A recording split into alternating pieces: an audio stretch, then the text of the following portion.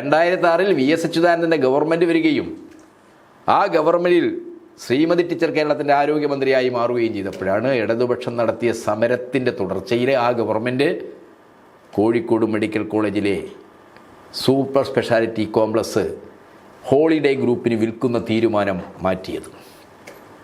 അതിനുശേഷമാണ് ഇന്ന് ഡെവലപ്മെൻ്റ് ഉണ്ടായി. ഇന്ന് അവിടെ ചെന്ന് നോക്കിയാൽ എന്താണ്, ആയിരക്കണക്കിന് രോഗികൾക്ക് ചികിത്സ കിട്ടുന്ന, വലിയ ചെലവ് കൂടിയ ഹൃദ്രോഗം, വലിയ ചെലവ് കൂടിയ മസ്തിഷ്ക രോഗങ്ങൾ, വലിയ ചെലവ് കൂടിയ വൃക്ക രോഗങ്ങൾ, ഇതിനെല്ലാം ചികിത്സ കൊടുക്കുന്ന, വലിയ സർജറികൾ നടത്തുന്ന, പുറത്താണെങ്കിൽ വലിയ തുക ലക്ഷക്കണക്കിന് രൂപ പ്രതിഫലം കൊടുക്കേണ്ടി വരുന്ന വലിയ സർജറികൾ, ഇതെല്ലാം തന്നെ മെഡിക്കൽ കോളേജിലെ സൂപ്പർ സ്പെഷ്യാലിറ്റി കോംപ്ലക്സ് നടത്തുകയാണ്.